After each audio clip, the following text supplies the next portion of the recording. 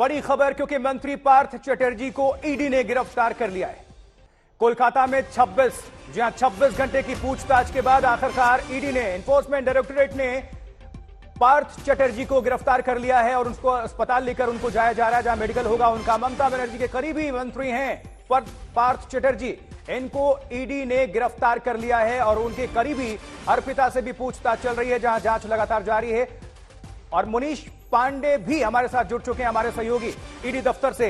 मुनीश, इस वक्त किस तरह की गतिविधियां, क्या हलचल, क्या जानकारी अभी सामने निकल कर आ रही है, क्योंकि यह कार्रवाई बहुत बड़ी अपने आप में। जी देखिए, कल रात को आज तक ने सबसे पहले खबर ब्रेक की थी कि पार्थ चैटर्जी के सहयोगी के घर से 20 करोड़ रुपए कैश बरामद हुए हैं और पैसे जिस तरह से बरामद किए गए थे, ऐसा लग रहा था कि पैसों का पहाड़ बरामद किया गया है।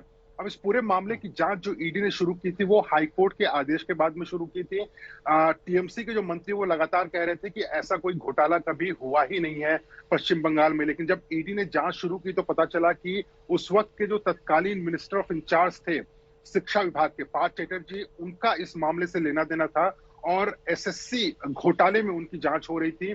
कई ऐसे भर्ती थे सी और डी क्लास के, जिसकी भर्ती के लिए पैसे लिए गए थे, इस तरह के आरोप लग रहे थे। लेकिन ईडी ने शुरुआत में कई ऐसे चश्मदीद थे जिनके पहले बयान दर्ज किए और बयान दर्ज करने के बाद में उन्होंने कल सुबह जब छापेमारी शुरू की तो पार्थ चैटर्जी के अलावा जो परेशी अधिकारी हैं, इस वक्त के तत्कालीन शिक्षा मंत्री जो हैं, उनके घर पे भी छापेमारी की गई। लेकिन जब छापेमारी की गई तो अर्पिता मुखर्जी, जिन्हें सहयोगी बताया जा रहा है पार्थ चैटर्जी का, उनके घर से 20 करोड़ रुपए बरामद किए गए। सबसे खास बात यह थी कि जो 20 करोड़ रुपए थे उसमें से कई ऐसे पैसों की गड्डियां थी जो कि उस वक्त का जो शिक्षा विभाग का लिफाफा होता है, लिफाफे के अंदर वो पैसे रखे गए थे। इसके अलावा उन्होंने बयान भी दर्ज किए।